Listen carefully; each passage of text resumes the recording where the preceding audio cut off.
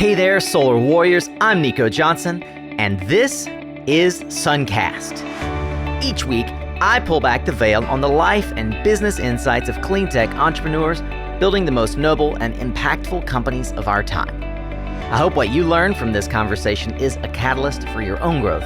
So thanks for tuning in, and welcome to our tribe.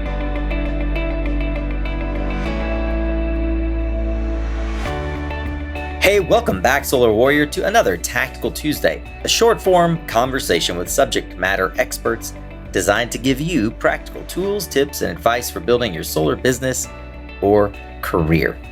I'm really excited for you to listen to what we have today because it is more than just a Tactical Tuesday. You see, last week we dropped a 2-hour and 10-minute conversation with my friend and mentor, Mr. Bill Nussey, who today has released his brand new book, a book called Freeing Energy: How Innovators Are Using Local Scale Solar and Batteries to Disrupt the Global Energy Industry from the Outside In. And in typical Tactical Tuesday fashion, I intend to help you gain insight into something that would otherwise take you a little bit longer to figure out. The transition to clean energy is moving far too slowly, according to my friend Bill Nussey. He has mapped the trajectory of the clean energy transition for the last 4.5 years, and in his book, he's on a mission to understand how it will benefit us all, especially with regards to local energy. His book, Freeing Energy, explores the history and future of the grid, why the coming infrastructure and investment wave is the largest any of us have ever seen. And he goes very, very deep into how you, Solar Warrior, can play your part. Bill is a friend and mentor here on Suncast, and even a past guest. So we've had an inside look at how he has built not just the podcast, but all of the inner workings of how this book came together. And if you want that whole long story, well, you should have tuned in on episode 421 last Friday, December 3rd. Thankfully, I've taken the time to cut out some of the more interesting clips that I feel cut right to the meat and potatoes and package them here in this shorter episode in the hopes that you'll listen and be intrigued and want to go listen to some of the other things that you won't get in this shorter form. If you're unfamiliar with who Bill Nussey is, well, not only should you listen to episode 125 of Suncast, but you should know that he's a career tech CEO with 3 successful exits, including an IPO, and one of those exits was to none other than IBM, where he went on to be IBM's VP of Corporate Strategy, leading the company's overall global strategy. He's created thousands of jobs and billions of dollars in shareholder value, and he's interviewed more than 300 very interesting individuals to glean the insights that have gone into this book. Now, as I mentioned, the longer interview definitely gets into some of the more esoteric and deeper answers that he gives to my probing questions. One of the things that are particularly interesting for me is how the grid and local energy make batteries more valuable, the Trojan horse that is electric vehicles, how solar is not a fuel. We dive into his thoughts on Clayton Christensen and how the utility industry are not the bad guys at all, while they will still be disrupted. Not here in this short episode are his advice to policymakers and what concerns him about the coming clean energy transition. We even dig into his favorite fun fact that none other than Bill Gates touts as a remarkable fact, and how we in the media can do a better job to play our part. But none of that is in this short form. I won't go into all the details here because you're here already. You've pressed play, so listen on. If you're new here, thank you. Thank you for giving us an opportunity to earn your attention and for lending us your ears and the only non-renewable resource that you've got, and that's your time.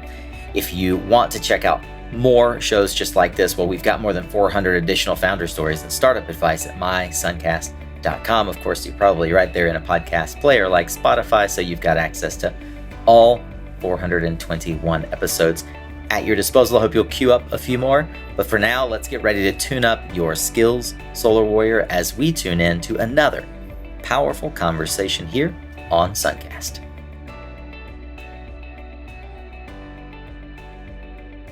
I'm really honored to have an opportunity to sit down with you and talk about a book that you've written that in many ways seeks to address both the contextual history and the prognostication for how disruption and innovation can be harnessed for the clean energy sector. And from the vantage point of someone who, from a very early age, has seen how technology can both enable and disrupt whole industries, not just segments of industries. You wrote a book that was the muse for your podcast. It was the fabric of a quilt that you have been working on for several years, the title of which is Freeing Energy, which is the same as your podcast. The subtitle is How Innovators Are Using Local Scale Solar and Batteries to Disrupt the Global Energy Industry. From the outside in. Yet, by all accounts, including your own, you have no energy industry experience. And you're not a journalist. Definitely not. Not an academic. Nope. What gave you the confidence that you could write a book in an industry that you've never been a part of? Well, it's actually kind of the reverse. How do you get to know an industry you know nothing about? And roll back to 2016, one of my close friends, Mike, calls me late at night at 8 p.m. I was sure it was one of our mutual friends was sick or something. And he says, I figured out what you need to do.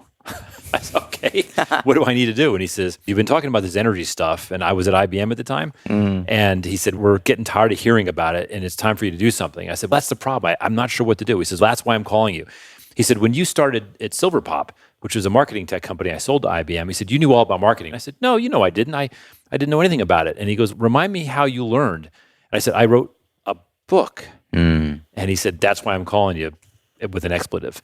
And it was the biggest idea I'd ever had in my life. And I felt like my brain was literally at 110 degrees. And I ended up leaving IBM, giving my notice 36 hours later. It's probably the most passionate. I stayed for 3 months to wind out all the projects we were working on, but it was the biggest idea I ever had. And the beauty of it is that you can call up the smartest people in the world and ask them the dumbest questions and build a network all at the same time. And it has worked wonderfully. It's one of the ways I met you. And I've interviewed 320 people on 6 continents. I've climbed to the top of wind turbines, a ladder straight up 300 feet. I've sat in the headquarter offices of Jinko and other solar companies. I've been to factories, mud huts in Africa. It has been the adventure of a lifetime. And I'm so grateful that Mike gave me that idea. And then, of course, once the idea was out, a lot of my other close friends and family, like, you got to do this. Okay, I'll spend a year, write a book. I love it. That was 4 years ago. 4.5 years ago, yeah. I recall in the book, you said that there was a moment where, quote, it all clicked. And I think that several listening will maybe identify with that, but the majority of us have heard folks say, yeah, it clicked, and maybe we have no context around what that looks or feels or sounds like. At the time, you were one of the top 100 executives at IBM. Silverpop had been acquired. You had no lack of opportunity to grow, no lack of income. You had a successful exit from previous companies. What clicked? What did you feel in that moment that compelled you, now is the time for me to move beyond this fantastic opportunity I've got here at IBM and try something new again? There was really 2 big, maybe 3 big moments. The first was we were sitting around a table like this with IBM executives, and we had all the phones and the press people and the Wall Street Journal and the New York Times and everybody, the Financial Times, were all writing about how my company had been acquired. Yeah. It was a wonderful moment. And I was so overwhelmed, I thought, I want to remember this. So I stepped out when there was a break, and I sat in a small conference room with myself, and about 10 or 15 seconds, I'm like, holy cow, look, I just made a ton of money, and I'm going to be well respected because I sold to IBM, and I'm going to be working at IBM for a while. And then it hit me that, I don't know from where, it just hit me like a lightning bolt, but there are all these people I've read about and met who have devoted their lives to a cause. And these people don't have the financial resources or the network or the comfort or the experience that I do, and yet they're devoting themselves to it. How could I do any less? And that was really the first thing that set me off on a journey that staying directly in tech, as I had done for 25 years previously, was the way to go. And that was some other things along the way. And then the last one was when I was at IBM, and we were looking at all the industries where IBM might use IoT. Had a team of folks working on it, and we looked at every imaginable industry, but they were just going by, the teams were writing things up, and there was this one, electricity. And I said, a million years ago, I got an electrical engineering degree. Let me look at that. I'm curious where that's going. And we were shocked. We were all shocked how undigitized electricity is. It's the whole electric grid is we all depend on this powering what we're doing here. Actually, we're powered by solar right now, but generally powered by the grid. It's just a gigantic single analog circuit. I couldn't believe it. So at first I was like, this is a huge opportunity for digitization, and that caught my interest. But then I got more and more interested. There's this thing called solar. I don't know if you've heard of it, but it's this thing where you can take the sun and turn it directly into electricity. And what I was, and there was these trends where it's getting cheaper and cheaper, like every other technology I'd ever seen. And I thought to myself, there's a really good chance that solar is going to become the least expensive way to generate electricity in human history. Yeah. And I said, now that's interesting, because if that happens, this isn't just a digitization story. This is an absolute disruption. And sure enough, it's already happened. But that was what triggered me into clean energy, was this is going to be a disruption, just like we saw with personal computing, we saw with digital marketing, we saw with mobile phones. Technology is going to disrupt the industry, and I had to be part of it. Yeah. How, given the incredible breadth of history of the energy sector, how do you distill the specific framework and steps that you're going to utilize to come up to speed quickly on an industry and learn where there are opportunities? Can you talk to me a bit about how you thought about that and how that ultimately informed the structure of the book? That's a great question, man. And while I was at Greylock, which is a venture firm I worked at for a while, I looked at 3,000 business plans, literally, and met hundreds of entrepreneurs. And one of the skills that helps in venture capital is to be able to assess the structure and opportunities and risks within an industry or a segment that you aren't familiar with. And how do you do that? And so, having spent years there, I had a little muscle memory on how to go after it. But in general, the question is the question that all strategists, corporate strategists, the McKinseys of the world, it's how do you take a complex, an infinitely complex, nuanced situation and break it into pieces that are bite-sized and can be actioned? And you do that through I think a heuristic process, if you don't mind my using that word. Yeah. But it's both, you feel your way through it, right? It's more art than science. And you talk to people, you try to get the most credible people you can find. And some people who are brilliant will give you their perspectives, but it doesn't make sense to you. And someone who may not be as demonstrably brilliant, but they can explain it to you in a way that makes sense to you, you start to form this model. Yeah. And then sometimes there's a hole in the model. So how can I learn that? And I can read.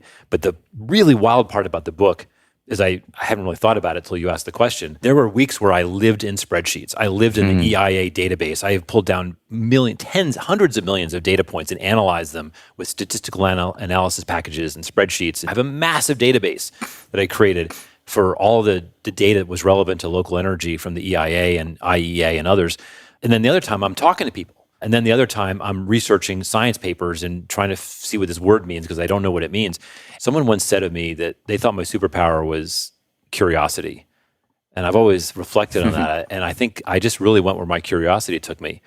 But I'll wrap up the answer with something that my wife would be nodding vigorously for. That the problem with a curiosity-driven approach is that it has to be contained with the reality of what are you going to do with it. So I chase down there's versions of my book out there that are really even another 50,000 words longer. Yeah. And they're just sitting on the cutting room floor because they were too broad. And so in the last 2 years, I had to really narrow the topic down to what it is now, which is a book for innovators for how to navigate the clean energy industry and the transition. I want to spend a lot of time here in what your vision for the journey the reader goes through is and who the ideal reader is, what the key concepts are they're going to unpack. But let's start with who you believe ultimately should read the book. Man, that was a big part of the journey because as the book was very early, people were saying, who are you writing it for? Yeah. And that was both a practical, tactical question, who's your audience? Yeah. And it was also an emotional question because as a writer, I can't even think of myself as a writer, but as a person who was writing, I was trying to picture who's going to read it. And that changed over the time. And it was about a year and a half ago, COVID was getting underway and I had a lot of time where I could focus that I wouldn't normally have had. It became really clear. And so the dedication to the book, and it's mentioned several times within the book, is that this is for the thousands and thousands of innovators who have not yet joined this industry, but we desperately need you to join this, one of the most important movements in human history. Yeah. And the good news the book tries to get across is that you can do so much more than the important things you're doing, like voting and advocating and writing letters. Yeah. Because today, that's the only knob that people think they can turn to affect the transition away from fossil fuels. The entire book's about things that you can do, not necessarily as an individual, but as an innovator. Is somebody who wants to be the first person in their neighborhood to have solar. Is somebody who wants to teach a class or write a letter to a legislator that may have a perspective that legislator hasn't heard before. But there's also things like building companies and investing or joining a company, joining a nonprofit advocacy group. This is now the time for individual actions to start taking place. And 2 years ago, it was too early. Now is the time, and that's what the book's about. It's written for all those people that are thinking, can I do something, and how would I do it? Yeah. Thank you. I think that by and large, we have two categories of people: those who are thinking about getting in the industry and those who are already in the industry, usually mid to senior level folks that are trying to conceptualize what it looks like for them to move up or move out and start their own business. Entrepreneurs. And I have a heart for folks in the oil and gas industry and for folks in the tech industry who, for the most part, well-meaning, have entered into a career that is either a dead end emotionally or morally or financially because the industry is going to lose their base and the fossil fuel industry just won't have investment from their previous investment base. And they're nonetheless talented and well-meaning and intelligent. With those folks in mind, and some of them are employee-minded and some of them are entrepreneur-minded. I think that a lot of them are finding our show because they're entrepreneur-minded. If you could recommend, I don't know, maybe 3 chapters of the book for those folks and they're just skimmers, where would you contextually want folks to spend time in the book? And then I want to get into our audience, what chapters you think are going to resonate for the Suncast audience. I think for someone coming from the traditional energy industry,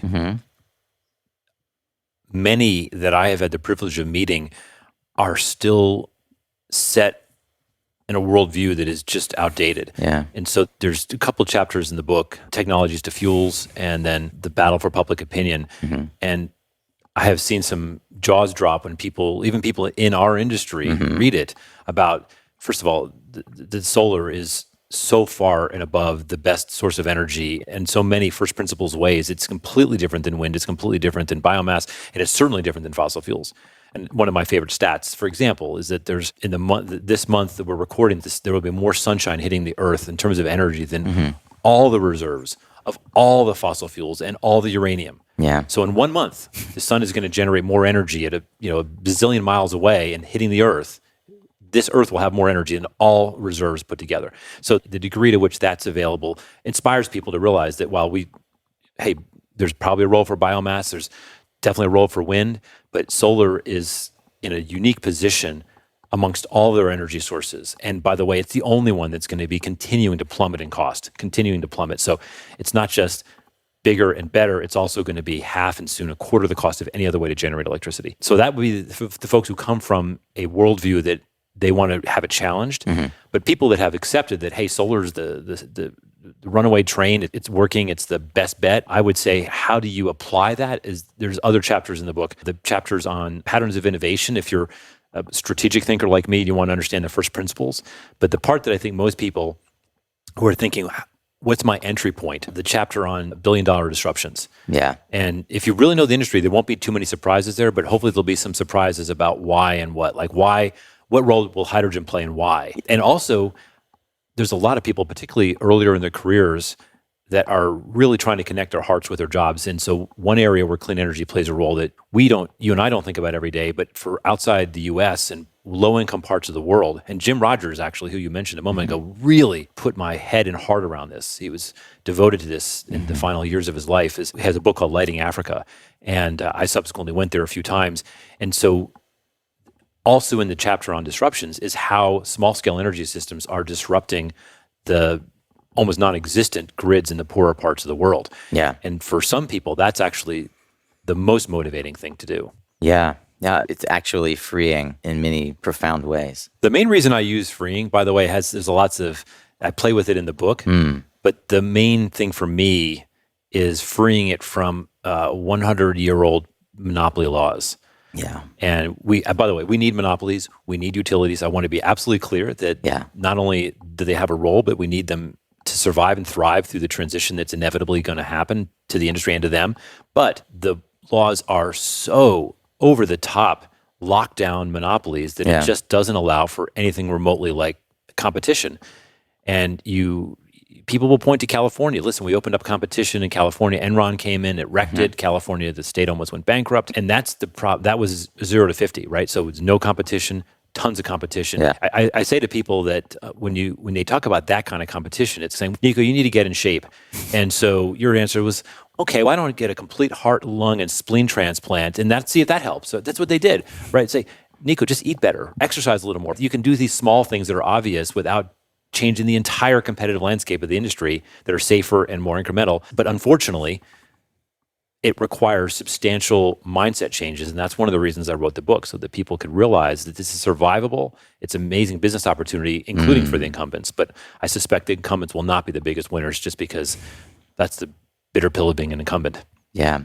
Bill, I'd love to hear your opinion. What do you believe are the two big breakthroughs that made the current electric grid possible?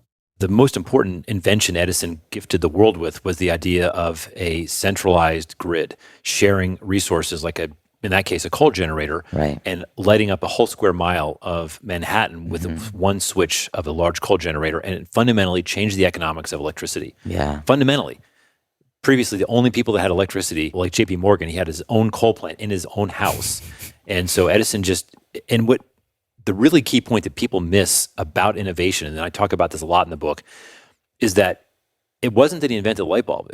He didn't invent nearly anything that made the grid work. He pulled it all together. Right. And I love to point to Tesla's Model S, Elon Musk's contemporary company. There wasn't a single part in a Model S that the BMW and Ford didn't have access to. Yeah. He didn't invent some warp engine that no one else had. He just took all the existing parts and put them together in a way in his teams that no one had ever done and created arguably the best car ever made. And Edison did the same thing. He put together parts that were available to everybody, and he put them together in a better way than anyone had ever thought about. And so there's too much focus on the latest science breakthrough and the latest gizmo that's going to do something. And the people that will win in this coming decade or two are the people that take the existing parts and put them together in really creative ways. Right. And so that was the first big thing that made the grid possible. And the second one, which gets almost no credit, was the invention of the regulated monopoly. Right. And it is so unique in the annals of business history, and its success for going on 100 years, unchallenged in any way, is testament to the brilliance of the design. Although with things like solar and batteries, it's wildly outdated. But without a regulated monopoly, it's highly unlikely that the United States and most of the developed world would have electricity at the affordability and safety that we take for granted. And that invention changed the world, and he doesn't get a lot of credit for it. In fact, in many annals, he is a bad guy in the history of electricity. Yeah. And I had never heard of him. I was at dinner with Jim Rogers, and he says, "Have you ever heard of Sam Insel?" And I said, "No." And he said, "This is the guy you need to study. This is the guy that no one pays attention to. And we are all here because of him. And some people consider him a hero. Some people consider him a villain. Whatever you consider him to be, we wouldn't be here without him. And his story is so fascinating. And go forward, whatever he created has survived the test of time. But it needs to be changed now." And I think he would vociferously agree, by the way. I hate to put myself in his incredible shoes, but I believe he would say, "Listen, dudes, it's time for at least some minor tweaks." The scale of investment for what many are referring to as climate tech, but we'll look at like just clean energy and infrastructure around clean energy, is unprecedented. You map out in the book from 1956 to 1995, invested $550 billion in the U.S. highway system. Can you give a quick timeline between that and Energy Secretary Granholm's grand vision for the investment that we might see in clean energy from here to 2030? When I talk to people who are thinking about this industry, or they're asking me, "Hey man, why aren't you doing crypto or AI or something that a software person like yourself should do?" And the answer I always come back to is this is one of, if not the biggest business opportunity in the history of humanity. And Amory Lovins, who I quote throughout the book, has a really wonderful Amory-esque way of describing it, but it's a once in a civilization, it's a once in a species transition. And he said it in many different ways, but all of them get at the magnitude of this. And so many people are familiar with the wealth created and the change, the societal change that the broad tech industry, whether it's the internet or mobile phones or Facebook or Amazon, all grouped together. All of those companies over the last 25 years have taken in a total amount of venture investing at $1 trillion last 25 years. Wow. And so that's an enormous amount of money. And when I tell people that the smallest estimate for the next 25 years in clean energy of investment is 15 trillion, and if the politicians actually decide to do something about this, it's more likely to be $25 to $30 trillion in the next 25 years. There's just no precedent. It's orders of magnitude larger than anything we've ever tried to do as a species. And the great thing is, because it's so politicized and because governments talk about it and they have giant COP conferences and all these things, which are critical, but people put it in the same bucket. Climate investment, they put it in the same bucket as healthcare and childcare and education and the military, which are things where the government spends an enormous amount of money and they hope to make a better country, a better society. Right. And they hope in the decades or years and decades that follow that higher education will create a higher benefit for citizens. And so when clean energy falls into that, it loses the most important point. This isn't a make the country better. This is, I'm going to put in $1, I'm going to get $1.20 back. This isn't like anything else the government talks about doing. Yeah. This is something that actually was Uncle Ken's core argument, wasn't it? Yes. He pointed to what many want to use as the whipping post of the clean tech industry, Solyndra, and the $500 million loan guarantee, which not just the government, but investors lost out on. And he quotes something, I'll use a different term for what you were just referring to. In healthcare, in education, it's rightly characterized as a handout because we want to lift people out of poverty. We want to improve their lives. Want to provide a social safety net. We want to improve their lives in a way that individually they can't possibly do. And while I would argue it's worthwhile, like we did in the last 100 years, invest in the personal safety net of having electricity in every home to make sure that we can reduce the number of deaths due to cold like we saw in Texas this past winter. You characterize it in the book, as you just said, an investment, not a handout. It has a direct economic return. And people talk about the Solyndra, which is part of the loan program office, which is now run by our friend Jigar Shah. That fund is, according to what I've read, has returned more than the average low-risk fund has returned to the government, to the citizens of the U.S. That fund was the reason Tesla survived in its early days. Right. That fund is the sole reason that Georgia is still building the nuclear power plant, because while they lost $500 million on Solyndra, the government did, their bet on the Vogtle power plant is over $10 billion. Yeah. And knock on wood, it'll work out and be successful, whereas the one, its twin in South Carolina, didn't. It was shut down and cost $10 billion. But that fund has done a lot of things that aren't just about solar and aren't just about handouts. It's intended to have a return, and I'm optimistic that will be one of the many things the U.S. government does to push this industry forward. But these are not handouts. Some things are, but for the most part, these are investments that return direct financial dividends to the U.S. U.S. citizens. Yeah, in many ways, I'm from Durham. The Triangle RTP is most people know this, it's the second largest billionaire or billion-dollar or unicorn sector of venture investing in the world outside of Sand Hill Road. Did not know that. Yeah. And so it's a bit like saying that, venture capitalists shouldn't invest in healthcare because they're Ranos, right? If we can be fooled by Elizabeth Holmes, we can be fooled by anybody. That's spot on, Nico. And I have a whole chapter in my book, it's called The Battle for Public Opinion. And this is where I did hundreds of spreadsheets, and I climbed through data from all over the world and sourced it. I have over 400 citations in the book. And if you actually go to some of those citations, it goes to the website where there's another 50 citations. So it's like thousands of sources that I cite. And I want to make a point so that if you don't believe it or you want to share it, but you don't think your audience is going to believe you, you have as much supported data as you may see for anything. Because there's so much I read about, particularly from environmental groups, where they make sweeping statements and they don't cite their sources. And then you go to the other extreme where you've got academic papers, which have so many sources and are written in a language that it's unnavigable. And so I tried to find, and hopefully it's not as common as I think it should be, to find a navigable but highly cited source for statements about what does it really cost to make solar versus coal versus nuclear. Yeah. What is the waste left over when solar panels retire? That's a big one that people keep bringing up. If we go too much solar, we're going to be overflowing our landfills with solar panels when they're retired. If we retired every single solar panel we put in place in 2020, it would be 1/10 the waste that comes from smartphones and TVs and computers. But can you say that again? So the category of e-waste, which is a tiny portion of overall municipal waste, but if we retired all the solar panels in 2020 and we compared it to the e-waste of that year, it'd be 1/10. I wish that we had the time to go through every chapter. The key concepts really center around a few things that I want to make sure that we do cover. Local energy, that this is a concept around technologies, not fuels. You talk about economies of volume.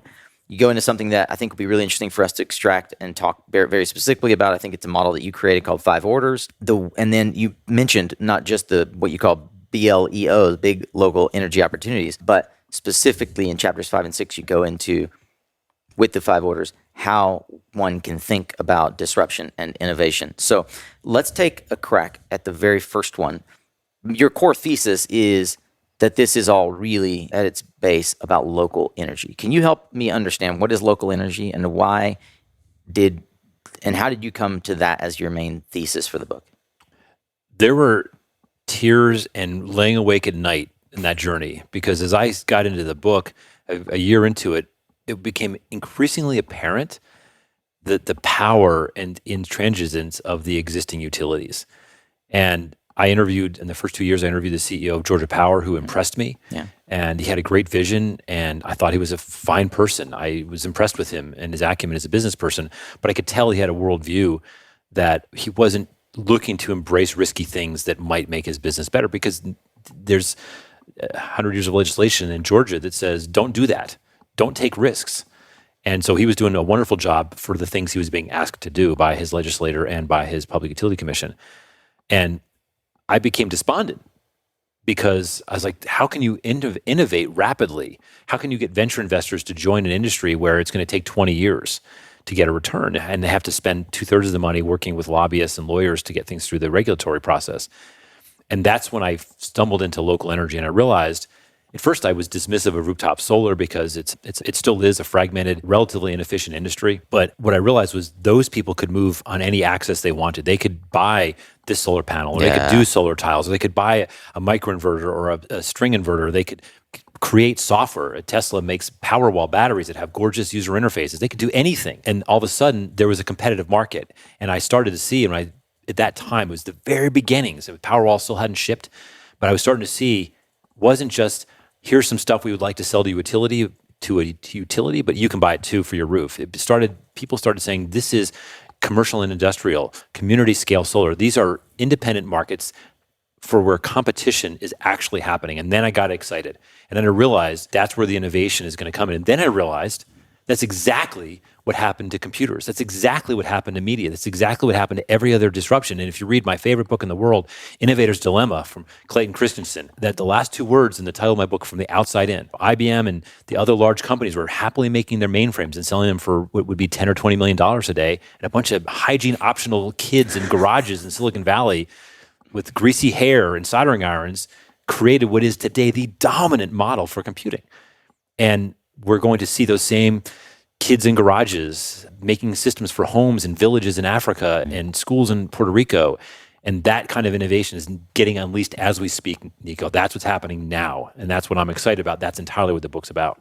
See, I got excited about it because this is like my religion. I love it. Bill, along the lines of the abundance of energy available, there's never before in history been a time where there were so many options to consumers and at such a scale and price. To your point, the Powerwall being at the higher end, there's so many options for consumers. You use this term consumerization when you discuss the rise of local energy. Can you help me understand how that fits in the picture in terms of scale and accessibility of this power and this technology?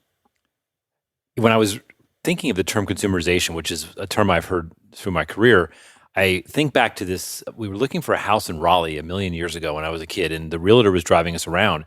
And she had a little telephone with a handset in her car. And this would have been in the 80s, or maybe the late 70s.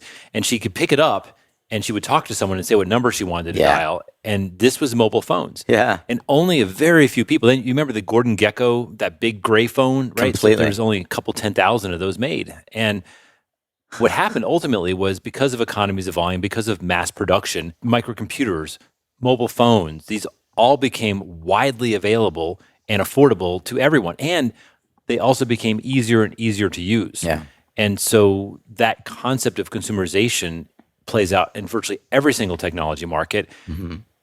And I think it's going to be a surprise to people that it's going to play out with solar and battery and local energy too. They're going to wake up and say, wait a minute, how did this become so mainstream? But I would argue that consumerization makes that an inevitability. Bill, we've talked a little bit about, in some cases, I would say the utilities right now are fish out of water. They are gasping for breath. They're trying to figure out where they fit in this new economy. You often refer to Clayton Christensen and the Innovator's Dilemma. A quote from that book resonates, I think, in this scenario, and I'd like to hear how you think it applies for the utilities specifically. He says, the reason is that, and he's pointing to the reason for failure, the reason is that good management itself was not the root cause. Managers played the game the way it was supposed to be played. The very decision-making and resource allocation processes that are key to the success of established companies are the very processes that reject disruptive technologies. Listening to customers, tracking competitors' actions carefully, investing resources to design and build higher performance and higher quality products that yield greater profit. These are the reasons why great firms stumbled or failed when confronted with disruptive technological change. I found a quote and I put it in the book, and it basically said that it's very hard to convince a man to change his mind about something when doing so takes money out of his wallet. And that is the heart of disruptions. People have economic incentives to continue doing what's worked for them. And that's why Clayton Christensen's book is so profound, because he mapped out why companies are incredibly successful with their customers who are doing a magnificent job of meeting their customers' needs are also the most likely to be disrupted by outside forces. And I saw this at IBM when I worked there. These gigantic customers that are paying IBM tens of millions of dollars a year. And they love the fact they can get all the different products, hardware, software, services, all from one company. And they come back to IBM year after year and saying, we like the breadth of things that you do, and we're happy to pay a premium to have one company to do it all. And that is IBM's business. The problem is that those same customers in the future years are going to probably be shifting to things like cloud computing, like Amazon's introduced. But day to day, they really love what IBM does. And this is what Clayton Christensen uncovered and shared, which is that if you do the thing that you're supposed to do for your customers, listen to them and deliver what they want, you are likely to get disrupted if you're anywhere near a technology business, because technologies will change, outsiders will come in, and they will offer something that you would almost have to put yourself out of business to compete with. And there's all kinds of prescriptions in his book about how to navigate that as an incumbent. But that applies to industries from steam shovels to hard drives in his book. But every one of those industries had opportunities to be innovative in the end that the utilities do not, because all of them were legally allowed to innovate if they chose to. Oh, yeah. And most chose not to. Which is why almost no steam shovel companies ended up being in the giant hydraulic bucket business. Right. But they could have. In the utility industry, they are in many ways legally bound to the business model and the incremental decisions they make today. So it's not just that the utilities, when I was writing this book, Nico, a lot of people I interviewed wanted to make the utilities to be the bad guys. And there are so many books where the utilities are painted as this obstructionist to the future. But if you sit down and look at it, I have a great fun interview in the book about a public utility commissioner named Bubba McDonald that I interviewed. And I've interviewed many others that didn't make the book. And they're doing what the legislators are telling them to do, and they're telling the utilities what to do. And even if you had a utility that wanted to be really innovative and take risks, they have to convince even more conservative, not politically conservative, but risk-averse utility regulators to follow along. And that's tough. So utilities have all kinds of reasons to continue on what they've been doing for 100 years. Yeah. And a lot of resistance to change, which is why most of the change is going to come from the outside in. And I think many utilities will finally see it, and your regulators will see it, and they'll get on board, but many will fight it to the end. Yeah. That was amazing. Bill, I love that as a creative leader, technologist who's seen a breadth of technological application that most of us would dream of.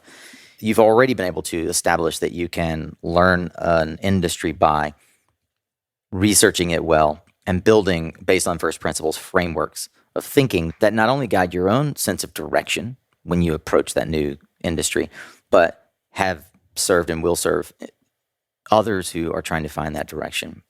I find that with writers such as yourself, there's a trend or a tendency towards creating bespoke models that help to convey the narrative, and also creating words that are helpful for folks to sort of attach to. You used a word we've referred to a couple of times, Solyndra here, and you used the word clean-pocalypse to kind of refer to the Solyndra period, right? A few years where venture invested billions of dollars, and observers effectively concluded that clean tech wasn't a fit for venture capital. Yet, you saw more than 3,000 deals at Greylock. You bought dozens of companies in your history as a CEO. And for those who read the book, chapters 5 and 6, for me, kind of represent the distillation of that entrepreneurial mindset. Help me understand the need for creating a new framework within which we can package the scale, the end, and the roots and the branches of the growth of this industry, and you call them orders. So early on, I reached out to a lot of venture capitalists through my network, having been in that industry, who had focused on clean tech.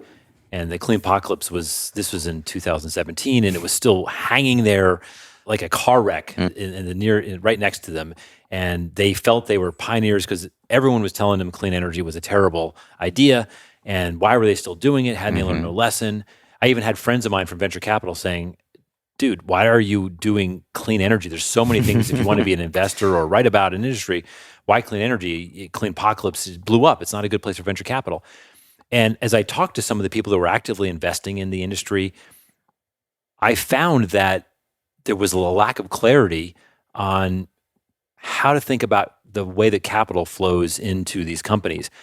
And so I started thinking, I looked everywhere. Who's got a simple model to describe the myriad of ways that you can actually, the way that capital flows through different segments of the industry? So if you're an installer, your capital flows are largely around labor and soft services. If you're making solar cells in China, your capital is entirely about building a huge factory and hoping in 3 to 5 years the standards don't change so you can get your money back. I didn't see anybody clarifying these differences. So I came up with, and this has been a professional strategist at IBM and worked briefly at McKinsey, and did this at the company I ran called iExcel, put some formal strategy to it. And I came up with this thing called the 5 orders, which to a person who's a professional strategist, they're going to yawn and say, okay, sure, fine. But I've been really pleasantly surprised the number of people who have read this and say, that's a really cool idea. And so I can just tell you, it's standard business strategy applied in the context of clean energy.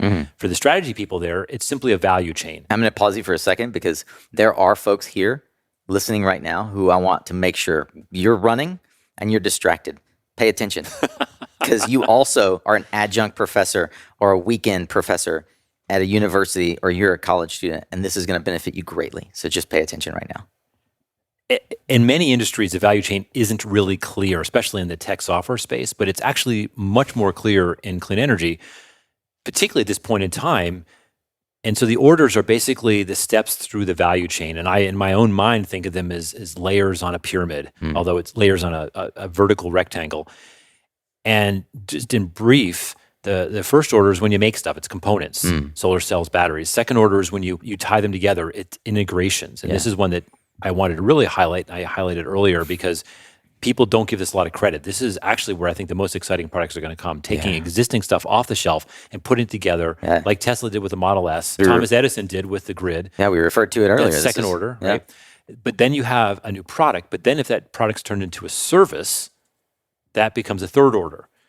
So if you buy a home and you rent it out, you've turned it into a third order business. So the grid is one of the biggest third order businesses in the world. They put all these assets in, they integrate all these components, and they sell it to us a kilowatt hour at a time. That's a third order. Now we're getting to the point, everything up to this point has been traditional asset intensive, capital intensive businesses. And this domain of loans and clever financing models and government policy affects this kind of thing, tax equity.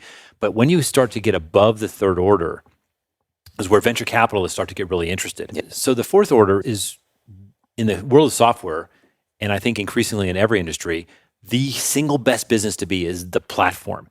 So I think the ultimate original platform is a flea market. You pay $20 to have a table on the weekend, and then you sell your stuff. Yeah. And sometimes you have to give them a percentage.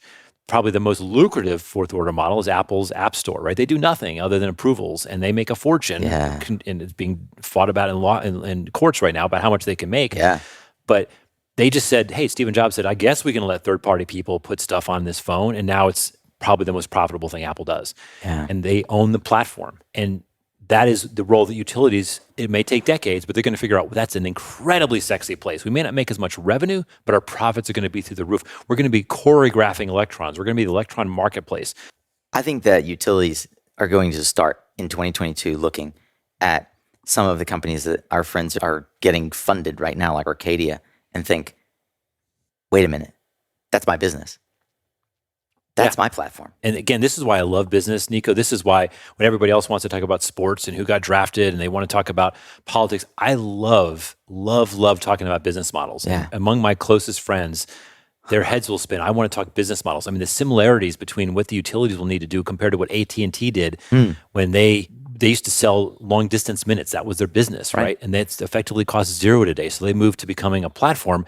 And if you remember back in the old days of mobile phones, they had something called WAP decks, which is with these numbers. And it was horrible. And they thought they were going to control the content and they couldn't. It got outside of them. This ability to become the platform is artful and difficult, but there's no better way to generate exciting growth. And this is what venture capitalists love. We'll stay in the telecom industry because I think it's important for people to think about analogs, right? What is analogous to this? And just in the telecom industry, Comcast obviously and AT&T, but Verizon, a lot of folks don't realize the number of businesses that are built like Boost Mobile on Verizon's network. And that Verizon gets effectively like a franchise fee from. Verizon is a utility. They're a telecom utility, right? Comcast is a utility. They're an entertainment utility. Right. Who are going to be the utilities of electrons moving forward? That's what we're discussing. That's the disruption that's happening. Man, I won't even get started on this because this is my catnip. I love talking about this stuff because where Verizon has struggled, they weren't really a platform by my definition. They were just making their assets available as a service to third parties. Ooh. But essentially what they were doing was a low margin. Yes, they're a rental business. And what you want to be, they struggled and missed entirely. They wanted to be Netflix. Yeah, that was. But they turned into Hertz. And they, beautiful, exactly. You get it, right? And they have tried with various laws and campaigning and things like that to try to get more control over the stuff that goes through their platform. But ultimately, the horse has left the barn. They're not going to get it back. So then AT&T buys HBO, and they try to get into the side door. And but they're not good at it. It's not part of their culture. I watched that at IBM when we were really good at some things culturally, and the whole company had the ethos of doing some things really well, but we tried to do new things like sell software services, and they struggled with it because they had every bit of the company from how we do maintenance, how we recognize revenue, how we consent salespeople didn't fit. And Verizon and AT&T struggled to move to this new model. Yeah. And the utilities are going to have a struggle that's going to make AT&T look like a walk in the park because they have so much. They have so many assets. They have so much legislation and regulation for them to move to this fourth order platform, which they will eventually do.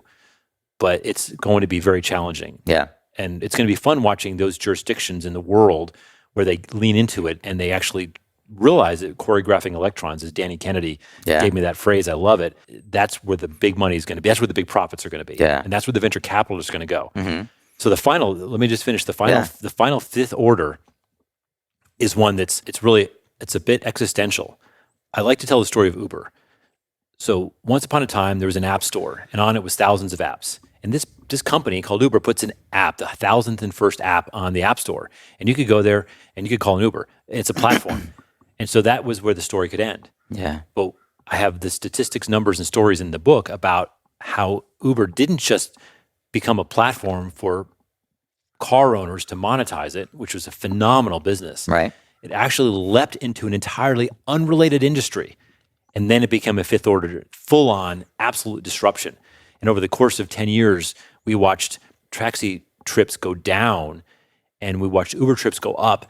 But the Uber experience was so positive and accessible, something taxis couldn't do. By the way, taxis are regulated monopoly. That the total number of ride shares that went up was like 4 or 5 times higher than the taxi industry had ever achieved on its own. Yeah. That is a phenomenal example of disruptions. Yeah. And that's exactly what we're going to see with local energy systems participating in the electricity industry. I'd say by any account, certainly Uncle Ken would agree that you are a convert. And like many of us, you have a very optimistic view. What scares you? I wrote about it in the opening of chapter 7. It's called Utilities versus the Future. There was a shadowy group called NERA, the New England Ratepayers Association. And they've never disclosed who funded them, but they went all the way to the national group that oversees the grid. It's called FERC. And they made a tremendous effort to convince FERC that net metering, which is the way that most people are compensated to make their solar payback in a reasonable period of time, they wanted to basically nationalize that and, in effect, remove the amount of money that consumers were paid for their excess solar and put it down to a very small number. Mm-hmm. And had that passed, it would have destroyed this growing local solar. And now California is actually likely to do the same thing that the NERA advocates wanted to have happen, which is they're going to slash the amount of money that consumers get paid for the excess solar they put back in the grid. And this is something you and I could talk for 2 hours about. And it is the most naked, yet not seen as such, but it's the most naked sort of power grab by proponents of the incumbents that I've ever seen. And even the people who advocate for local solar don't get it. Yeah. No, I've done 3 episodes on this. Yes, I've listened to several of them. They're excellent. Yeah, Carl Robigo, who you and I both had on the show. I'm glad you brought this up, and I'd forgotten that you'd covered it in the book. We first did an episode with Solar United Neighbors because they were really staunch proponents to what was happening with NERA. And I would really encourage you all, there's a ton of resources, and we'll link to them, but get smart on what's happening with the attack on net energy metering, because it's not explicitly the attack on net energy metering, but it's an attack on our rights as citizens to have the choice that we've been given and to be able to disrupt the utility model, the incumbent deregulated or the incumbent regulated model, right? Yes. And there's this argument, again, I don't want to go too deep on it, and we've covered so much, but there's this argument that the utility industry and their supporters call cost shifting. Oh, yes. And what it has effectively done, and I think I've got some pretty interesting takes that I've not heard or seen anywhere else, that they have effectively pitted advocates for the poor against advocates for the environment. You basically have, the utilities have their research reports they've paid people to do, and I'm sure it's well-intentioned. I don't think it's malicious or false, but they have found the math, and they generalize it so people can understand it. Say, basically, if I, wealthy person, put solar on my roof, then my neighbor who isn't wealthy, he or she has to pay for the grid, and therefore they're paying more, and that particularly acute for low-income families. The argument, the punchline of it is, rich people have solar, poor people are paying for it. Yeah, classic false equivalence. Yeah, and the brilliance of this reminds me of the movie The Usual Suspects. There's so many great quotes in that movie. Oh, yeah. But I think one of them, if I recall it, is that the greatest trick the devil ever pulled was to convince people it didn't exist. Yeah. And utilities are definitely not devils. They're wonderful people. But that metaphor is that nowhere in the argument about cost shifting is the third party, which is utilities. Yeah. No one's saying, gosh, we don't really, even if cost shifting, which I argue is, and I've seen some brilliant work that says it doesn't even exist, but even if we accept that it exists, it's not a question of low-income families and wealthy families. There's a third party involved, which is called utilities. And so all these legislators and public utility commissioners in California are worried about harming low-income people. Yeah. There's not a single conversation. Gosh, what happens if we just reduce utility profits by 0.5%? Could that fix everything? Right. That's not a conversation anybody's having. Mm-hmm. And I think if they get in, I'm sure it's been had in the rare conference rooms and things, and there's some existential arguments you can make either way. Mm-hmm. But the fact that it's a public, people think this is either or, wealthy people or poor people. Yeah.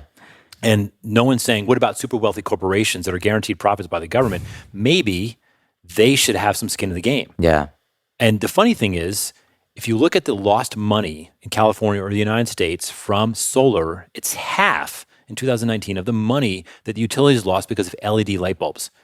So the efficiency of LED light bulbs as the U.S. shifts over to those actually costs utilities about twice as much in lost revenue as solar panels. Wow.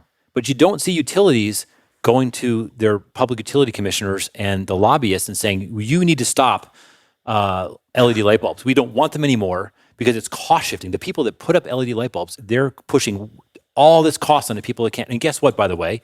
LED light bulbs skew just the same on the low income, high income as solar does. Yeah. Low income company, I've seen the statistics, I didn't put it in the book, but low income families tend to buy fewer LED light bulbs proportionally because it's a higher upfront cost. But no one talks about the LED cost shifting issue. The other cost shifting issue is the cost to pull power miles and miles and maintain these power lines. Right. But in the dense city of Atlanta, where I live or outside of, it costs very little to deliver power. So those people in Atlanta are basically subsidizing cost shifting at a much, much higher level than solar panels. Wow. And so cost shifting happens all the time. This is not like the first time the utility industry is dealing with it. The reason that cost shifting and net metering matters so much is of all the things I just discussed, of all the cost shifting that actually happens every day in the utility industry, local energy is the only one where the utilities are actually losing control. Yeah. I'll make a quick connection here to something you said earlier, which is our friend Andy Klump, and it's an equivalent. And this is how I really believe, going back to the original question, what scares you is that our industry writ large is under attack for all the reasons that we've outlined in this episode. And it brings to mind for me a very present example, and we don't have the breadth or scope right now to talk about it, but as by way of what scares us in the industry and how our industry is being attacked, we both did episodes with our friend Andy Klump on our podcasts about the WRO and how oddly the solar industry, which is a huge user of silicon, is being attacked on the subject of forced labor, among a few other things, and it's getting caught up in this WRO. But you don't see fair treatment, as it were, across other product categories that use the same substrate. They use the same product from the same places, from the same polysilicon factories. And I think it's a great example of how the idea that the solar industry gets attacked for cost shifting, but Home Depot doesn't, is a great example of NERA, just like unknown dark parties that are working their dollars against an industry that is going to massively disrupt. And the part that's so frustrating is if we ever did find out who's funding NERA, there's a very good likelihood it's the utilities it's basically started with utilities. Yeah. And the electric bill that I pay is funding. That's the irony. That this is a growing idea. It's been picked up in the media really as recently as 2021, where people are realizing that the utility lobbying, for the most part, is being paid by the bills. And some lobbying is important. They need to understand there are issues with solar. We can't just go whole hog without. Yeah. So some of it's legitimate, but when it's against local energy, to me, it's this utility versus me. And I feel like having my electricity bills that I do pay the utility used to fund something that's not in my best interest, or keeping my neighbor from being less likely to have solar on her house, that to me is an issue, and I think it's going to get called out. A fun fact, one of the most fun facts in the book that people are always surprised to hear, and I cited this in several sources because it's so easy to say. Bill Gates said it once, and he never cited it. I spent weeks tracking this down. If you look at all the industries, SIC codes in the United States, including used car dealerships and fast food restaurants and school bus manufacturing, the lowest single industry in the United States for research and development is the electric utility industry. The electric utility spends less than 0.1% of its revenue on research and development. Wow. And that's interesting by itself. Less than 0.1%. Wow. But there's another stat that I found in a completely different location, and I cite it multiple ways. If you look at all the industries and all the SIC codes in the United States, for federal lobbying, utilities are the third largest federal lobbyists. So the lowest R&D and the third largest federal lobbyist. But if you stop for a moment and consider that utilities are almost entirely legislated at the state level, there's very little federal legislation affecting it. And state legislation, I learned, there's no lobby disclosure laws in most states. So it's a fairly good bet that utilities are the single largest lobbyists of any industry, simultaneously the lowest R&D of any industry.